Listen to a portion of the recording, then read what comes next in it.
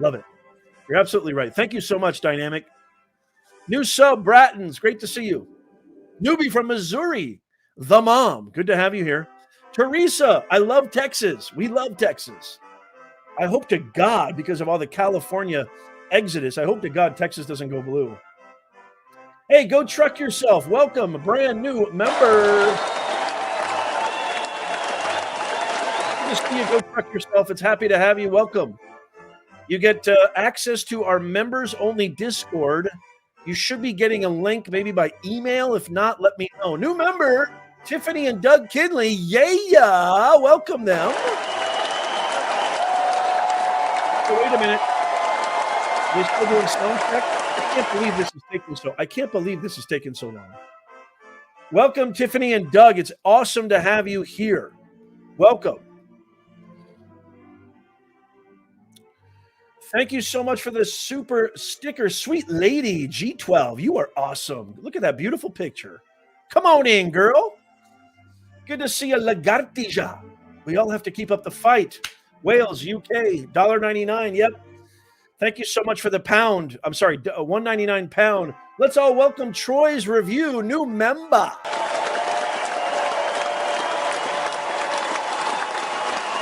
You are awesome, Troy. Come on in. Come on in. Great to have you here. Don't do that again. Santo, don't do that. New subscriber. You're scaring me. Chris Feliciano. We got a new subscriber. Tell me if you're new. If you're a new subscriber, let me know. New from Texas, EW. Good to see you.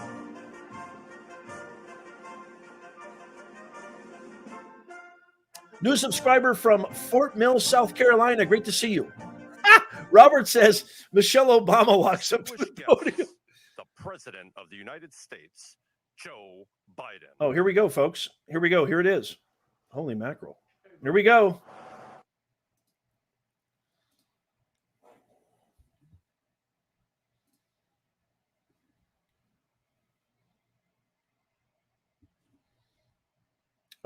Consensus among the members was it was a great success. So especially momentous because it represented the 75th year, the most important military defense and alliance in the world's history of the world. We should never forget that NATO grew out of the wreckage of World War II, the most destructive war in history. The idea was to create an alliance of free and democratic nations that would commit themselves to a compact of collective defense. Standing together, they knew we'd all be safer. An attack on one would be treated as an attack on all. And it's worked because a would-be aggressor knows if they attack one of us, they'll be attacked by all of us. Sending that message is the best way to deter aggression and prevent wars in the first place.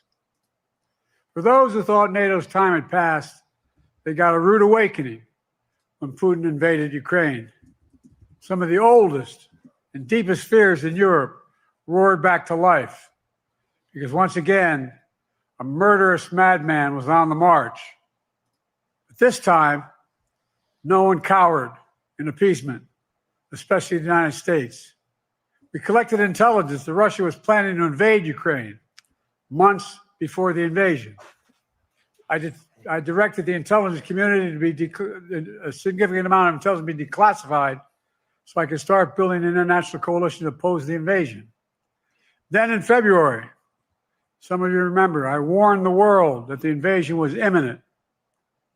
I rallied a coalition of 50 nations from Europe to Asia to help Ukraine defend itself.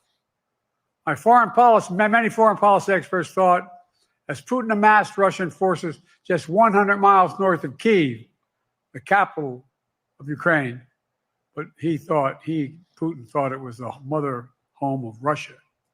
The capital would fall in less than a week.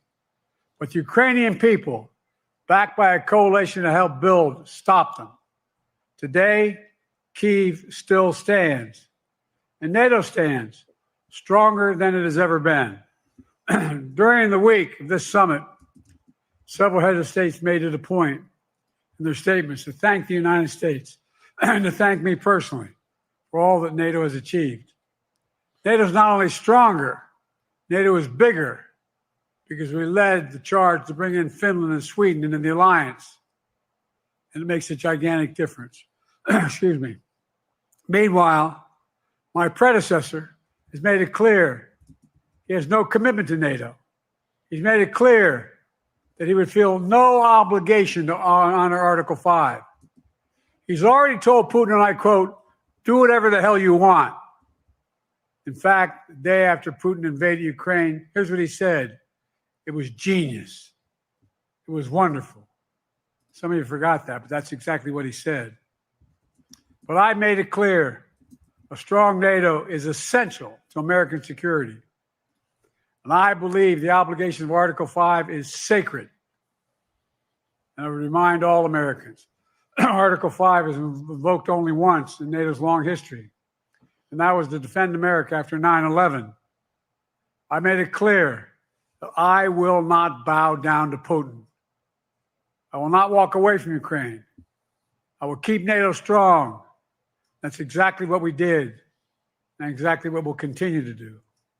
Now, the future of American policy is up to the American people. This is much more than a political question. It's more than that. It's a national security issue. Don't reduce this to the usual testament that people talk about, issues of being a political campaign. It's far too important. It's about the world we live in for decades to come. Every American must ask herself or himself, is the world safer with NATO? Are you safer? Is your family safer? I believe the American people know the answer to all those questions is yes. And I believe the American people understand that America is stronger because of our alliances. I believe the American consensus from Truman to Reagan to me still holds today. America cannot retreat from the world. We must lead the world. We're an indispensable nation, as Madeleine Albright wrote. Now let me turn to three other key issues. Just this morning, we had a great economic report showing inflation is down. Overall prices fell last month. Core inflation is the lowest it's been in 3 years. Prices are falling for cars, appliances, and airfares. Grocery prices have fallen since the start of the year. We're going to keep working to take down corporate greed to bring those prices down further. Meanwhile, Trump's calling for a 10% tariff on everything Americans buy, including food from overseas, vegetables, and other necessities. And economists tell us that would cost the average American working family another $2,500 a year. It's a tax of $2,500 a year. Second, our efforts to secure the border, southern border, is working. After Trump killed the bipartisan effort to secure the border, Republicans and Democrats had worked on, because he thought it would benefit me and make him a loser, Republicans walked away. So I took executive action last month. As a consequence, working with Mexico, border encounters have gone down over 50%. The current level is lower today than when Trump left office. Third, for months, the United States has been working to secure a ceasefire in Gaza, to bring the hostages home, to create a path for peace and stability in the Middle East. 6 weeks ago, I laid out a detailed plan in writing. It was endorsed by the UN Security Council, the G7. That framework is now agreed on by both Israel and Hamas. So I sent my team to the region to hammer out the details. These are difficult, complex issues. There's still gaps to close. We're making progress. The trend is positive. And I'm determined to get this deal done and bring an end to this war, which should end now. Let me conclude where I began. We're the United States of America. We are the indispensable nation. Our leadership matters. Our partnerships matter. This moment matters. We must rise to meet it. With that, I'll take your questions. I've been given a list of people to call on here. Reuters, Jeff Mason.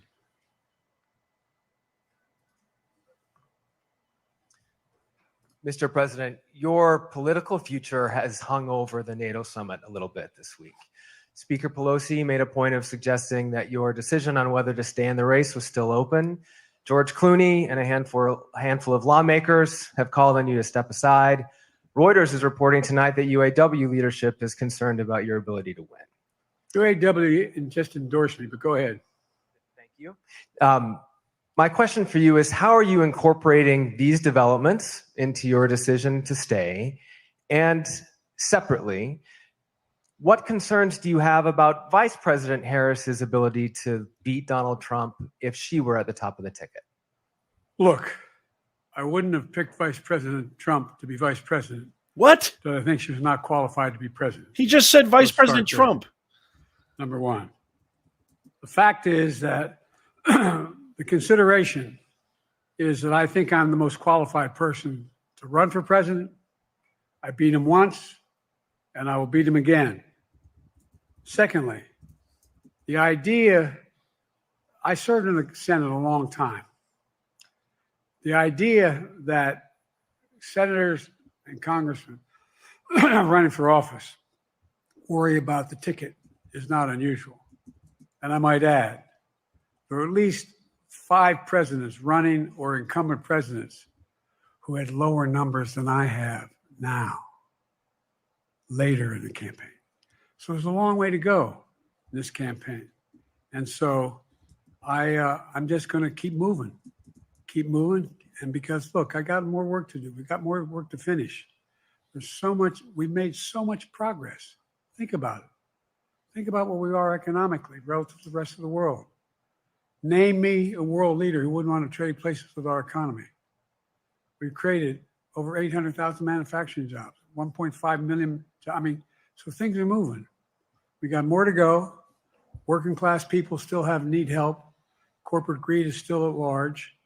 The prices, the corporate profits have doubled since the pandemic. They're coming down. And so I'm optimistic about where things are going. Danny Kemp, AFP. Thanks. Thank you, Mr. President. I wanted to ask you about your, you mixed up Presidents Zelensky and Putin earlier today. And you now have sort of your key allies, including the British Prime Minister, the President of France, the German Chancellor having to step in and make excuses for you on that. Officials here are saying off the record that your decline has become noticeable. Hasn't this now, frankly, become damaging for America's standing in the world? Yes. Thank you. Did you see any damage to our standing in my leading this conference? Yes. Have you seen a more successful conference? What do you think? And the Putin piece, I was talking about Putin, and I said, and now, at the very end, I said, here, I mean, Putin. I said, oh, no, I'm sorry, Zelensky. And then I added 5 other names. Look, guys. Oh, my God. The idea, anybody suggests that we haven't had an incredibly successful conference. How many times did you hear in that conference, I know it sounds too self-serving, but other leaders, heads of state, in thanking me, saying the reason we're together is because of Biden, because Biden did the following. Look, folks, this is well, anyway, I thought it was the most successful conference I've attended in a long time, and find me a world leader who didn't think it was. Oh, come on. Next one. That's Sorry, awful. Nancy Cordes. You're destroying, CBS. destroying our standing. Thank you, Mr. President. You mentioned other instances in history where presidents have faced a challenge, but what makes this moment in history so unique is that it is not your enemies who are calling on you to reconsider your decision to stay in the race. It's your friends, supporters, people who think you've done a great job over the past 4 years. Have you spent time thinking about what it would mean for your legacy, which you've worked decades to build? He doesn't have any left. Stay in the race, despite the concerns that voters say they have, and you lose to someone who you yourself have argued is unfit to return to the Oval Office. He doesn't have any legacy. It's over. I'm not in this for my legacy. Oh, yeah. I'm in this to complete the job I started. Bull crap. As you recall, understandably, many of you and many economists thought my initial initiatives that I put forward, can't do that. It's going to cause inflation. Things are going to skyrocket. The debt's going to go up. What are you hearing now from mainstream economists? 16 economic Nobel laureates said I've done a hell of a job. What? And under my plans so far and what's going to happen in the future if I'm reelected, that things are going to get much better. Our economy is growing. I was determined when I got elected to stop the trickle-down economic theory. That if the wealthy did very well, everybody else would do well. My dad was a well-read, decent guy. I don't remember much trickling down on his kitchen table. Middle-class people and working-class people need help. And so what happened is I decided to was able to implement as president what I believed when I was a senator. And that is that the way to build this economy is from the middle out and the bottom up. That way we grow the economy. And the wealthy still do very well. They do fine. And guess what? Find me an economist, a mainstream economist who said we haven't done well. What have we not done that isn't working right now? And so we got more to do, though. We got to finish the job. Yeah, he's got to destroy By America. the way, I come from the corporate state of the world. Delaware has He's got more to destroy. Registered in Delaware than every other state in the nation combined. I'm not anti-corporate, but corporate profits have doubled since the pandemic. Doubled. It's time to get back in order a little bit. It's time, for example, if I'm reelected, we're going to make sure that rents are kept at 5% increase of corporate rents for apartments and the like and homes are limited to 5%. We're going to make a lot of changes that I've been talking about because we're going to continue to grow this economy. And by the way, remember how I got so roundly criticized for being so pro-union, not labor, union. Well, guess what? I've been the most pro-union labor president in history. Not a joke. And guess what? Not a joke. We had the Treasury Department do a study. Yeah, you're the joke. When unions do better, everybody does better. No, not necessarily. Everybody does better. Incorrect. And we talk about how, for example, remember when we talked about getting the computer chip industry back in the United States? Used to be 40% of the industry. We invented the chip. 40% of the industry was in the United States. And former presidents decided that the best way to do it is find the cheapest labor in the world, send the product over there and import what the product was. And so what did I do? I was told not to go over to to Asia, including Europe, but Asia. I remember going to South Korea, convincing them to invest $20 billion in the United States to build computer chip factories. And I asked why when they finally decided to do it. And the answer was because you have the safest economy in the world, and you have the best workers in the world. So the whole idea here is we've invested, there's over $50 billion in investment in computer chip manufacturing just coming in the bean. None of you thought that would happen. None of you thought that would happen. But it's happening. It's happening. And it's going to grow economies. All through, and by the way, red states and blue states. Matter of fact, there's as much in red states as in blue states. I've made no distinction. So my generic point is that the idea that we can't continue to build and grow the economy, make it fairer. Like I said, from my standpoint, when the middle class does well, that's when the whole economy grows. The poor have a shot, the wealthy do well. The wealthy got to start paying their taxes. They do. Your Vice President Kamala Harris would be ready to serve on day one. Can you elaborate on that?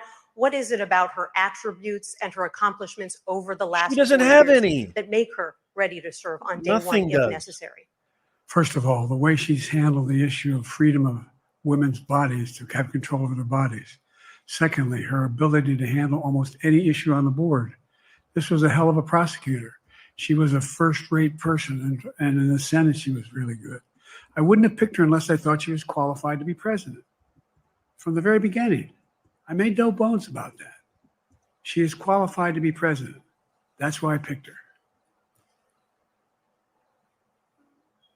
Felicia Schwartz, Financial Times. Thank you, Mr. President. Presidency is the most straining job in the world, and it's 24/7. How can you say you'll be up for that next year, in 2 years, in 4 years, given the limits you've acknowledged that you have today? The limits I've acknowledged I have? That the There's whole been world reporting that You've has. acknowledged that you need to go to bed earlier and your evening around 8. That's not true. Oh, my. Look, You said it. You what said I it. said was, instead of my every day starting at 7 and going to bed at midnight, it'd be smarter for me to pace myself a little more. And I said, for example, the bunch 8, of 7, crap. 6 stuff, instead of starting a fundraiser at 9 o'clock, start at 8 o'clock. People get to go home by 10 o'clock. That's what I'm talking about. I'm not talking about, and if you look at my schedule since I made that stupid mistake in the campaign, in the debate, I mean, my schedule has been full bore. Full I've what? done, where's Trump been? Riding around in his golf cart, filling out his scorecard before he hits the ball. I mean, look, he's done virtually nothing. And I don't know how many, don't hold me to it, roughly 20 major events.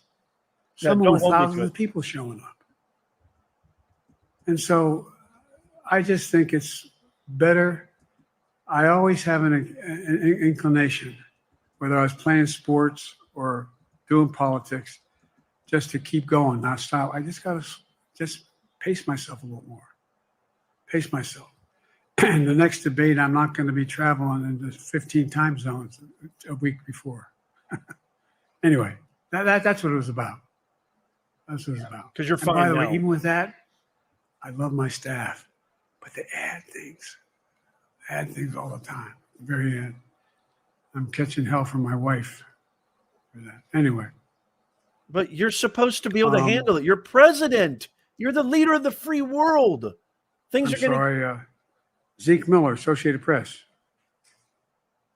Thank you, Mr. President. Two questions for you. First, on the NATO summit, President Zelensky, in your meeting with him, he pressed you to lift your limitations on the Ukrainian use of American weapons, saying that in his public remarks afterwards, saying that Ukraine cannot win the war unless those limitations are lifted. Are you reconsidering your position on that? And then secondly, following up on Felicia's question there, leaders of your own party have said that they're not worried about that debate. They're worried about the next bad night and the bad night after that. How can you reassure the American people that you are up to the task and that there won't be more bad nights at a debate stage or somewhere else? He can't. It's impossible. First thing about Zelensky asking for the ability to strike deep into Russia. We've allowed Zelensky to use American weapons in the near term, in the near abroad, into Russia. You're admitting to World War III. Whether or not he should be attacked. For example, should Zelensky, he's not. If he had the capacity to strike Moscow, strike the Kremlin, would that make sense? It wouldn't. The question is, what's the best use of the weaponry he has, the weaponry we're getting to him?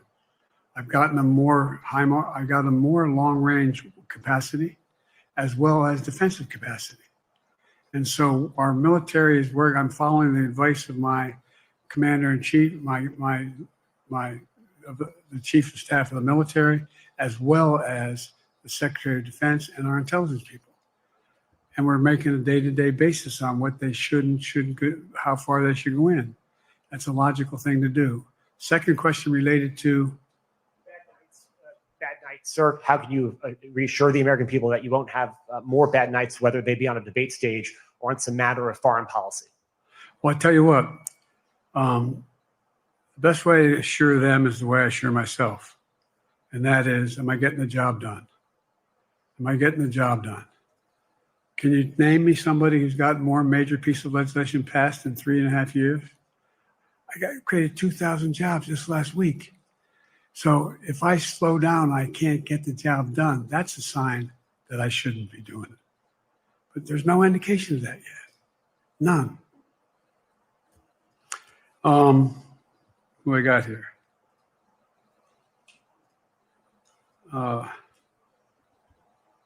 Merrick, Pulaski Radio. Thank you, Mr. President. How are you? I'm well. He doesn't The ask. elections in the He doesn't US ask how have he's doing. consequences around the world. You have pretty high standing in Europe. I just asked President Macron about you, and he said we are happy to have him as the President of the United States. But Yeah, of there's course. a concern. Many people in Poland and across Europe are worried that the former president may win the election. And there's a lot of concern that Donald Trump may weaken NATO, stop supporting Ukraine, or push Ukraine to give up territories to Russia. They're correct. And yourself was warning just 2 minutes ago about it. So my question is, do you think that Europe will be left on its own if Donald Trump wins the election? Not even close. And what's your advice to European leaders to prepare for possible US disengagement? Well, look, I think, how can I say this without sounding too self-serving? I'm not having any of my European allies come up to me and say, Joe, don't run. What I hear them say is, Yeah, no crap. gotta win. You can't let this guy come forward. It'd What? be a disaster. Excuse me? It'd be a disaster. I mean, I think he said in one of his rallies, don't hold me to this, recently, where NATO, I just learned about NATO or something to that effect. No, he didn't. Foreign policy has never been I his mean, how strong can point. you say that? And he seems to have an affinity to people who are authoritarian. That Gee. worries, as I can tell you from Poland, that worries Europe. That worries Poland. And nobody, including the people of Poland, think that if he wins in Ukraine, he's going to stop in Ukraine. That that's going to be the end of it. And so what I can say is, I think I'm the best qualified person to do the job, to make sure that Ukraine does not fall, that Ukraine succeeds, that the European alliance stays strong. You may recall, no one was talking about Finland joining NATO. I remember talking to Putin right after we got elected in Geneva, and he was talking about what we should do. We couldn't be in Eastern Europe, et cetera. And I said, you're looking for the Finlandization of Ukraine, because you're going to get the NATOization of Finland. And about 4 weeks later, I got a call. No, that's not true. Probably 5 months later, from the president of Finland, could he come and see me? In my office. I invited him to the Oval Office. We sat down and talked. He said he wanted to join NATO. Could I help? And I did. It wasn't automatic. And then I got a call from the Swedes. I beg your pardon?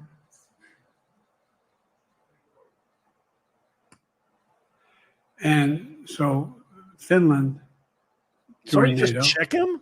800-mile border is a significant, and they were already allies, but they weren't part of NATO. And you heard, I think you heard, maybe I can't recall whether he said it publicly in our closed meeting, but he wouldn't mind being repeated. He said, we decided in Finland, the people of Finland decided they had to be part of NATO. It was in our interest because of the joint ability to be together, to dissuade any attack on Finland. And the same thing with Sweden. It took a lot of selling to some folks, particularly in Turkey and other places, to agree to the expansion. But it expanded. And we're a hell of a lot stronger because of it. We're more secure because of it. And by the way, I was able to get 50 other nations, 50, to support Ukraine. 50. We were able to bring about a coalition of Europe and Asia, Japan and South Korea. I just we talked about AUKUS, and we talked about the relationship between Australia, New Zealand, Japan, South Korea, the United States. We're making the world safer and stronger. because we have to deal with the new arrangement that exists in the world. The Cold War is over. The post-war era is over. What is going to replace it? And I respectfully suggest I have a pretty good idea what that should be. I've convinced a lot of people to follow it. We're just going to get stronger. Joke. David Sanger. Absolute joke. Where's it? Thank you, Mr. President. Be nice, Can you David. believe this? Mr. President, the NATO declaration that was issued yesterday was very notable because it described China as a decisive enabler of the war in Ukraine for its provision of critical goods to the Russians.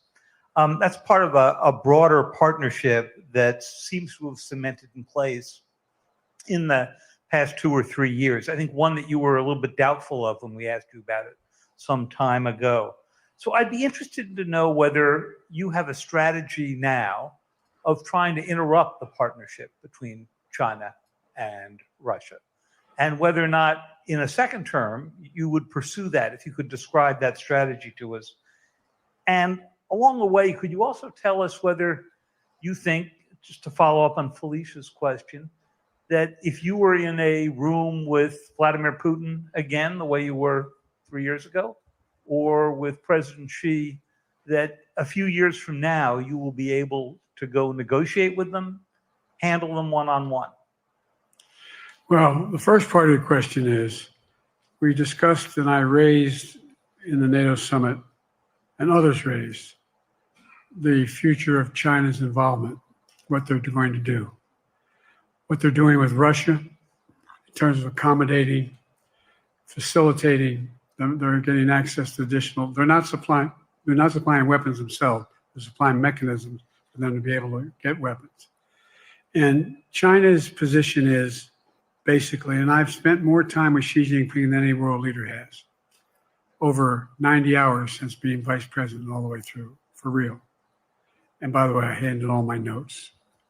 But my point is that she believes that China is a large enough market that they can entice any country, including European countries, to invest there in return for commitments from Europe to do A, B, C, or D, or not to do certain things.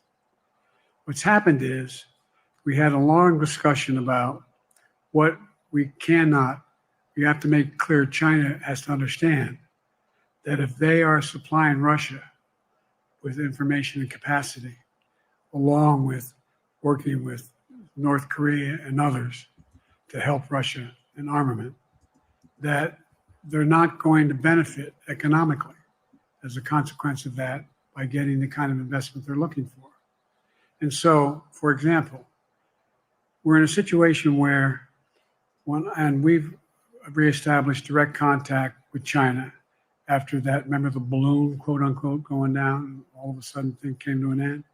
Well, we set up a new mechanism. There's a direct line between Xi and me, and our military has direct access to one another, and they contact one another when we have problems. The issue is that we have to make sure that Xi understands there's a price to pay for undercutting both the Pacific Basin as well as Europe, and as it relates to Russia and dealing with Ukraine. And so we, for example, if you want to invest in China, as you know this area really well. If you want to invest in China, you have to have a 51% Chinese owner. You have to make sure that you do by their rules, and you don't have the authority, and you have to provide all access to all the data and information you have. There was a while there, as you recall, the last administration and other administrations, where the access to that market was enticing enough to get companies to come in because they had access to over 1 billion people in a market, not 1 billion, but a lot of people in the market. And so they were doing it. But that got curtailed when we started saying we're going to play by the same rules. For example, the idea they don't abide by the international rules related to subsidizing products by the government funding.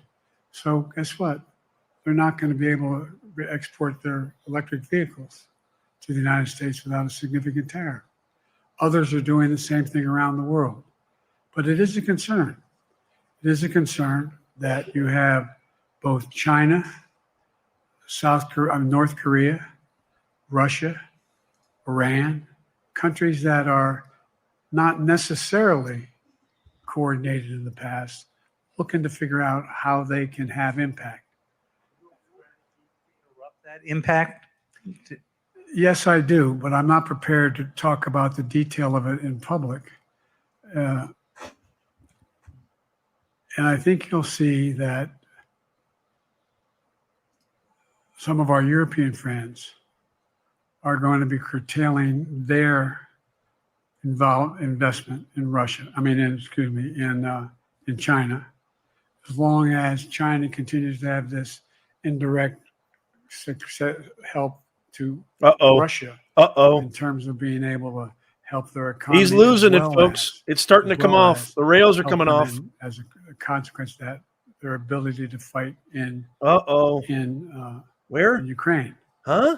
The other thing that we talked a lot about. Juice is wearing off. And I raised it, and I didn't hear any.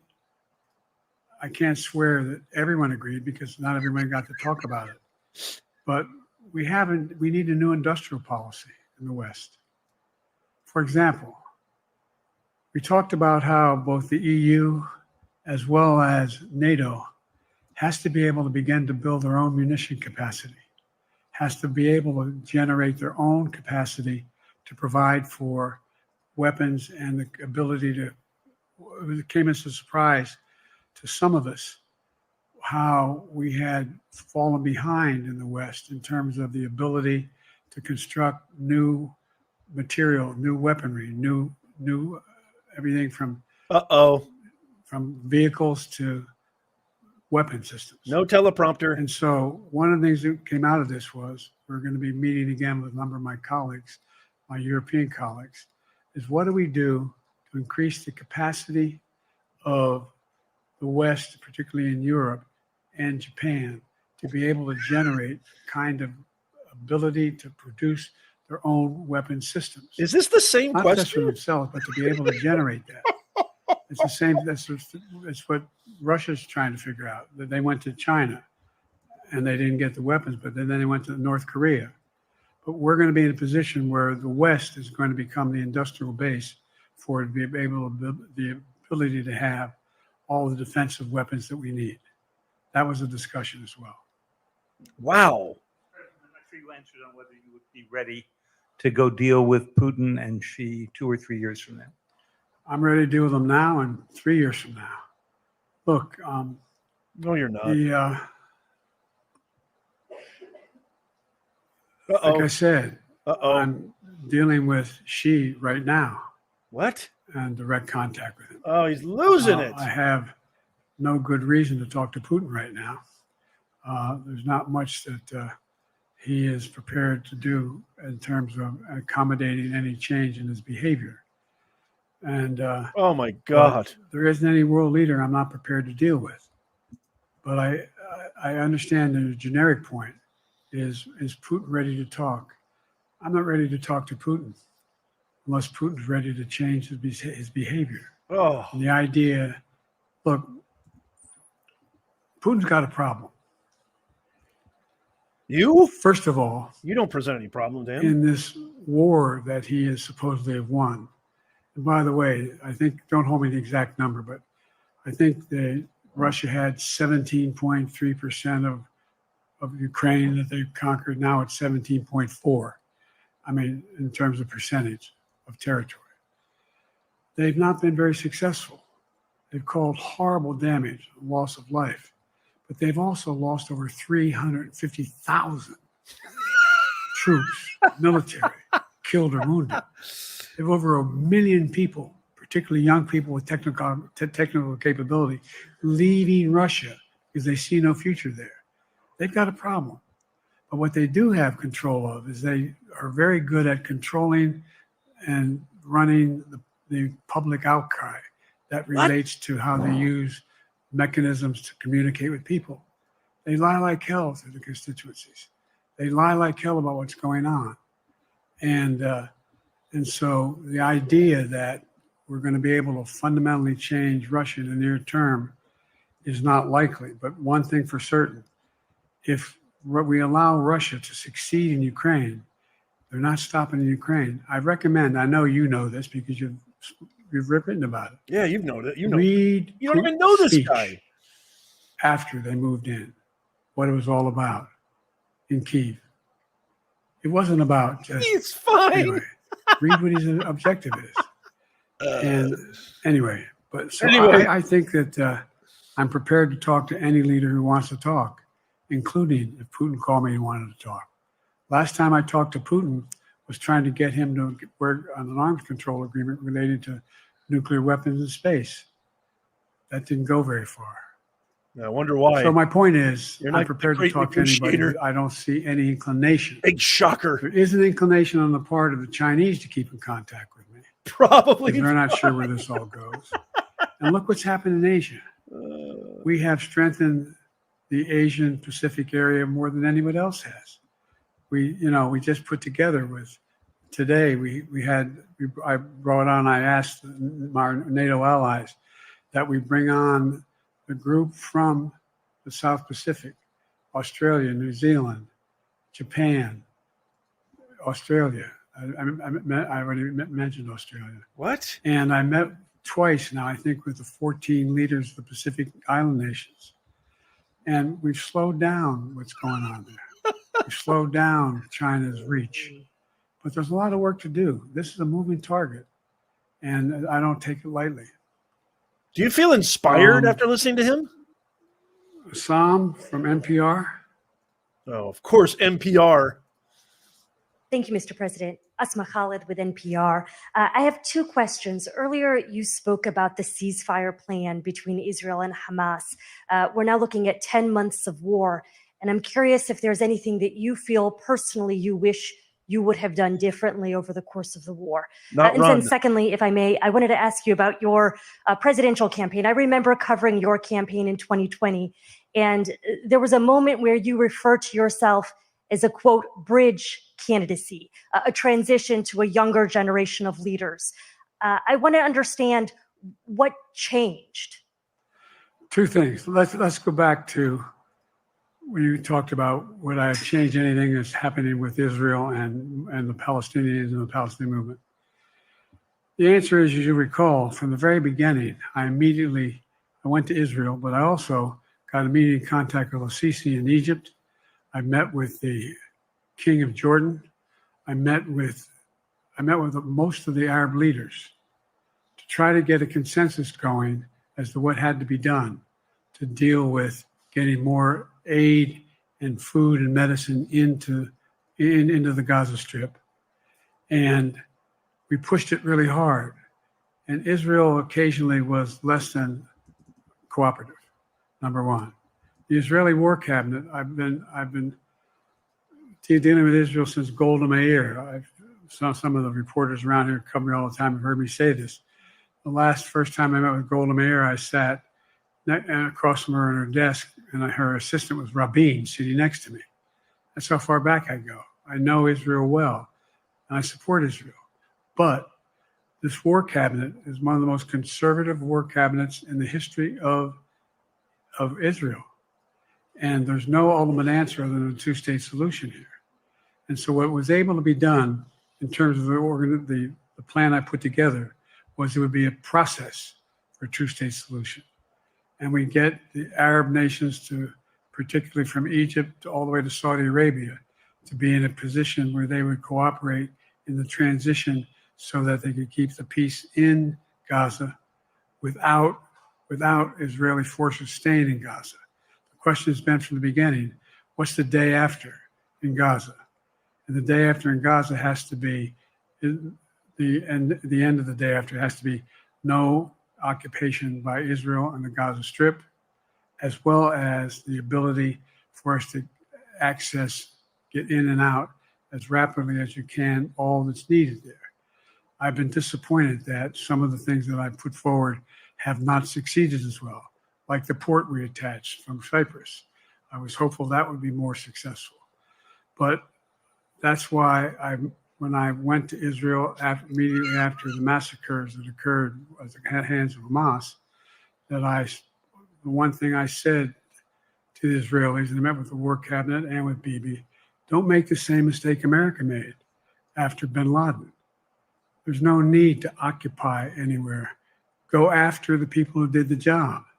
You may recall, I still get criticized for it, but I was totally opposed to the occupation and trying to unite Afghanistan.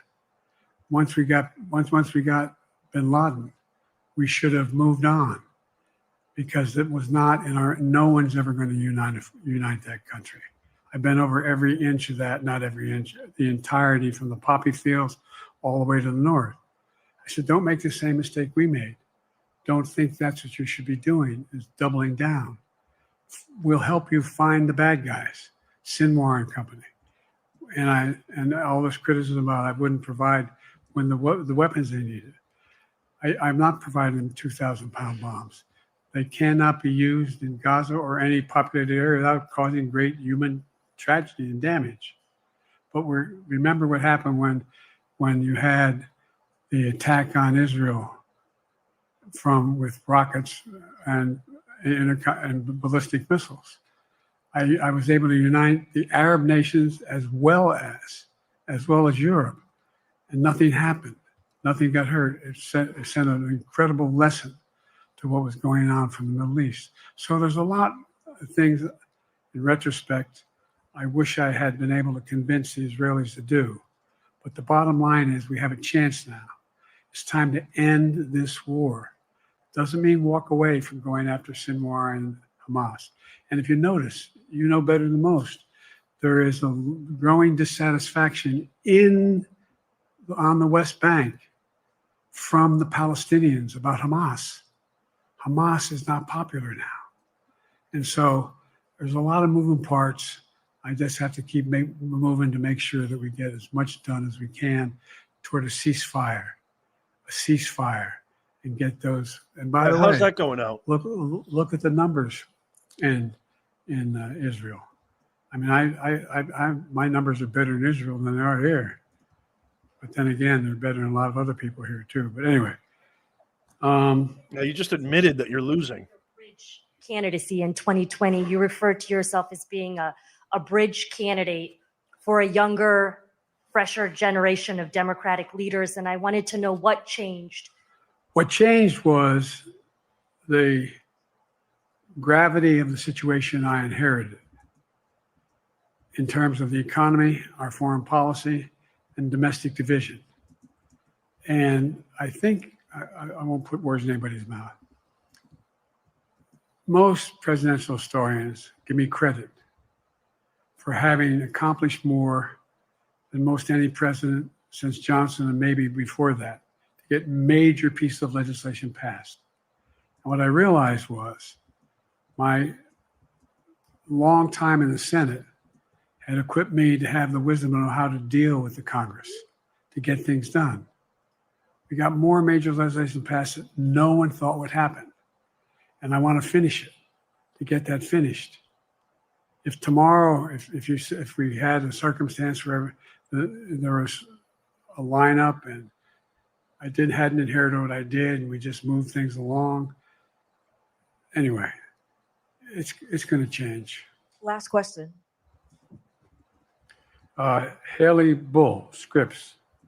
Or no, Josh Weingrove, I'm sorry, was the next one. I'll do two more questions. Thank you, Mr. President. Many of your colleagues, Democrats in the Hill, are watching tonight as they assess what they want to say about your candidacy. I'm wondering how you're thinking of this right now. It seems like your answer is clear, but they're watching how things go tonight, tomorrow in Michigan, next week in Texas and Nevada. Are you thinking that way about how the next week or two goes would inform your Am I using that way, you say? Are you thinking that way about how the next 2 weeks go? Will that affect your decision, or are you fully determined on running in November as the party's nominee? I'm determined on running, but I think it's important that I allay fears by let them see me out there. Let me see them out. For the longest time it was, Biden's not prepared to sit with us unscripted. Biden's not prepared to, anyway. And so what I'm doing is, and I've been doing, I think we've done over 20 major events from Wisconsin to North Carolina to demonstrate that I'm going out in the areas where we think we can win, where we can persuade people to move our way, or people are already there. And then look, the other thing is we have the most extensive campaign organization of anybody's had in a long, long time. We have well over 1,000 volunteers knocking on doors, making phone calls, making tens of thousands of phone calls. We have headquarters. I forget exactly how many. I don't want to cite a number and then find out I'm off. But we have scores of headquarters in all the toss-up states. We're organized. We're moving, and that's awful hard to replace in the near term. And here's the other thing. I was in the Senate a long time. Very proud of what I've done in the Senate. I was chairman of the Foreign Relations Committee for a long time, and I was chairman or ranking member and chairman of the Judiciary Committee. I'm going to be going down to the Johnson Library. Anyway, I'm going to be going around making the case of the things that I think we have to finish and how we can't afford to lose what we've done or backslide on civil rights, civil liberties, women's rights. There's that little button we have. Control guns, not girls. I mean, the idea we're sitting around, this where Kamala's so good as well. We're sitting around. More children are killed by a bullet. Whoa. Than any other cause of death. Where did that come the from? United States of America. What the hell are we doing? What are we doing? What are we doing? We got a candidate promised the NRA, don't worry, I'm not going to do anything. What? I'm not going to do anything. You got a Supreme Court that is what you might call the most conservative court in American history. This is ridiculous. There's so much we can do still. And I'm determined to get it done. It's about freedom. And by the way, I'll end this. Well, I'm not going to do that. Haley has to come up too. But I remember I made a speech on democracy in Philadelphia at Independence Hall. And I'm not being critical, just observing. The bulk of the press, what the hell are you talking about that for? Democracy. You did. Democracy is not an issue. Democracy is not an issue. Except the polling data showed 60% of the people knew I was right, thought I was right. I'm not asking you a question. You don't have to answer, obviously. Do you think our democracy is under siege? No. Based on this court? No. You think democracy is under siege based on Project 2025? Oh, come on. You think he means what he says when he says he's going to do away with the civil service? Eliminate the Department of Education? Make sure, Never said that. We've never been here before. And that's the other reason why you say, hand off to another generation. I've got to finish this job. No. I've got to finish this job. Finish the job of destroying America? Because there's so much at stake. Yeah. We've had some discussions over the past few days with your press secretary about the question of health exams. LAD. You said you take a cognitive test every day in this job. Are you open to taking another physical or test before the election? Governor Whitmer of Michigan, for instance, said it wouldn't hurt to take a test. Well, look, two things. One, I've taken 3 significant and intense neurological exams by a neurologist. In each case, as recently as February. And they say I'm in good shape.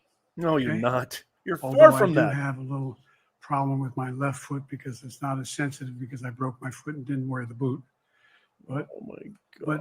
but I'm good. I'm sure world leaders are I'm shaking. tested every single day about my neurological capacity to do decisions I make every day.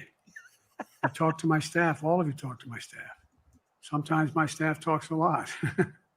But the fact of the matter is, I don't think you have them telling you that all the major ideas we've undertaken haven't been in part initiated by me. I remember when the staff and I said, I'm going to go to South Korea. We're going to get the chip.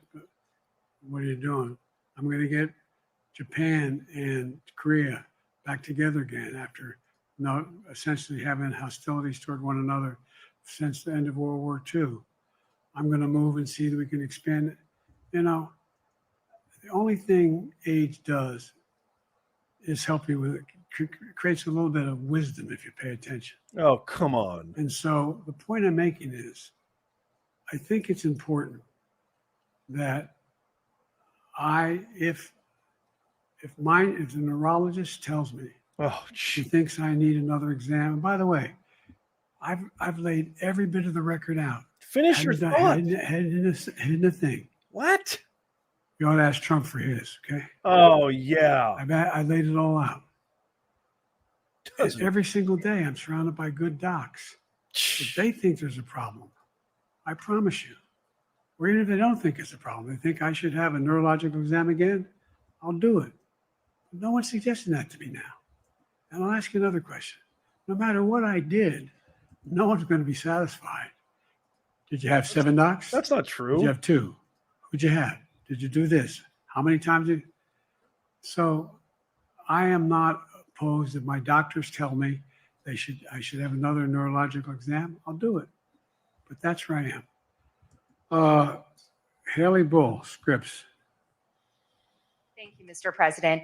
You said you're making decisions on a day-to-day basis when it comes to support for Ukraine. Does that mean you have not closed the door on further considering lifting restrictions for U.S.-made weapons inside Russia? And if I may, your convention is coming up where your delegates are pledged to make you the official nominee. If they have second thoughts, are they free to vote their conscience? Obviously, they're free to do whatever they want, but I got overwhelming support. Overwhelming support. From who? I won. I forget how many votes I won in the primary. Overwhelming. And so tomorrow, if all of a sudden I show up at the convention, everybody says we want somebody else, that's the democratic process. Uh-oh. Foreshadowing? You vote for someone else? Sure. Look, I'll end this with this. I served in the Senate a long time. Oh, why do you keep talking about the Senate? I understand. You didn't do crap. Of candidates running for local office and whether they think the topic can help them or not. In my state of Delaware, which was a very, at least it was a red state when I started, in terms of where you now talk red and blue.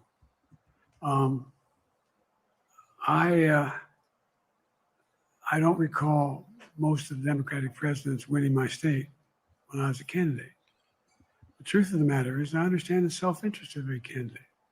If they think that, running with Biden at the top is going to hurt them, then they're going to run away. I get it. But so far, go and look at the polling data. He thinks he's still a senator. Look at the in-depth, and by the way, I think you'd all acknowledge, and you're all experts. I'm not being solicitous about the president. You're experts on this stuff. How accurate does anybody think the polls are these days? I can give you a series of polls where you have likely voters, me versus Trump, where I win all the time. This feels different, though, Joe. The unlikely voters who vote, he wins sometimes. The bottom line is all the polling data right now, which I think is premature because the campaign really hasn't even started. I mean, it hadn't started in earnest yet. Most of the time, it doesn't start till after September, after Labor Day. So a lot can happen. But I think I'm the best I believe I'm the best qualified to govern. And I think I'm the best qualified to win. Wrong. But there are other people who could beat Trump too. But it's awful start from scratch. What? And, we talk about, money raised. We're not doing bad. We got about $220 million in the bank. It takes more than money, pal. We're doing well. It takes more than money. So with that, you have want to follow up on any of that you just asked me? Yes. You earlier explained confidence in your vice president. Yes. If your team came back and showed you data that she would fare better against former President Donald Trump, would you reconsider your decision to stay in the race? Of course not. No, unless they came back and said, there's no way you can win. There's no way you can. Me. No one's saying that. What's with the weird whisper? You're so creepy. Okay. You're Thank- This creepy. ends tonight's press You're conference. so creepy. Thanks, everybody. So creepy. This con- Look at his face. this concludes. Look at his face. Misspoke in your opening answer. You referred to Vice President Harris as Vice President Trump. Right Yeah. now, Donald Trump is using that to mock your age and your memory. Of course. How do you combat that criticism from tonight? Of course he is. Listen to him. This concludes tonight's You press just conference. posted Thank on you, everybody. Thanks, everyone. By the way, follow me on Truth. Oh my God, he just did. I got to show you this. Oh my God, I got to show you this. Oh, this is classic. What in the world is he talking about? Oh, I got to show you this. This is so cool. He did.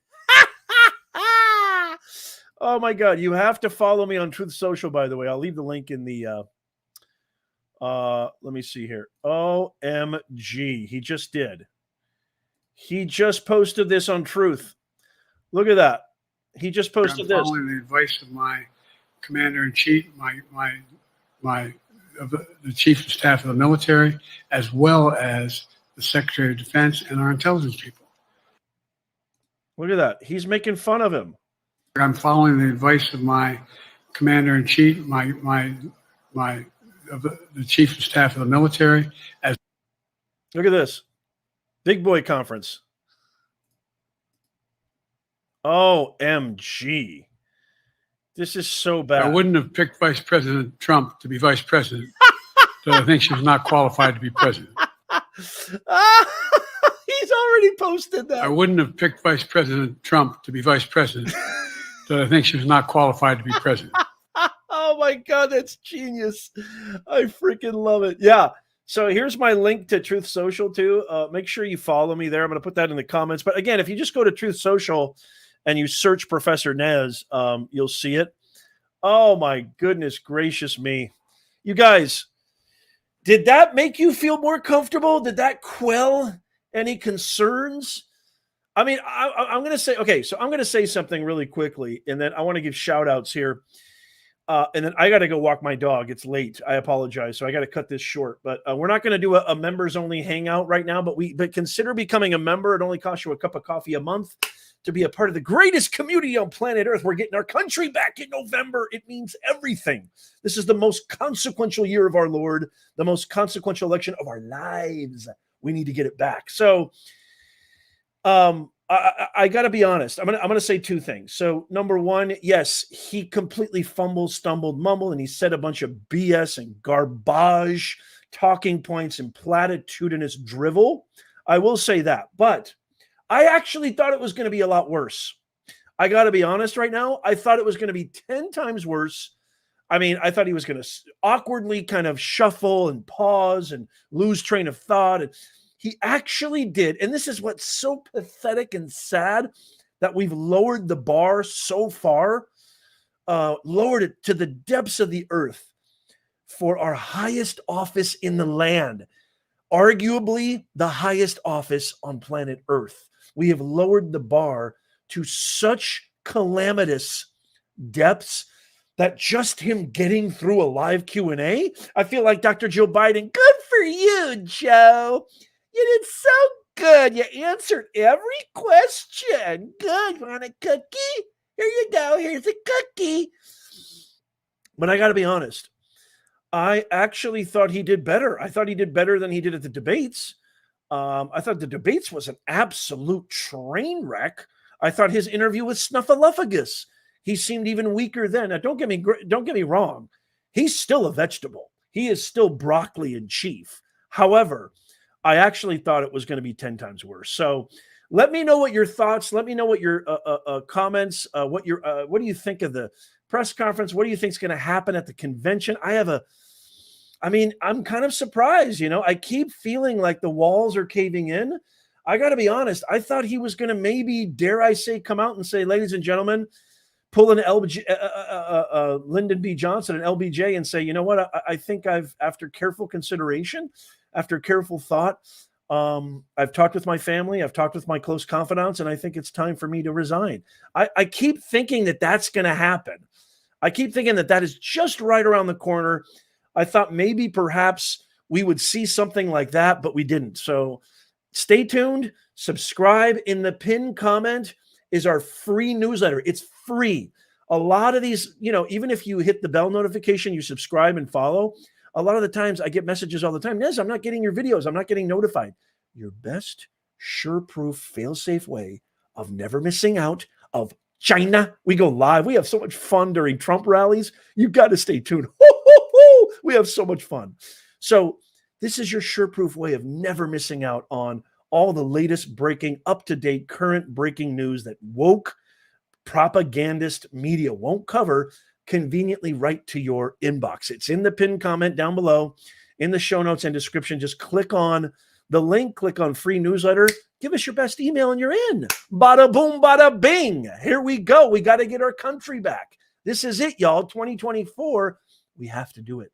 The time is now. I can't wait to hear your thoughts on this. And as always, ladies and gentlemen, may God bless you.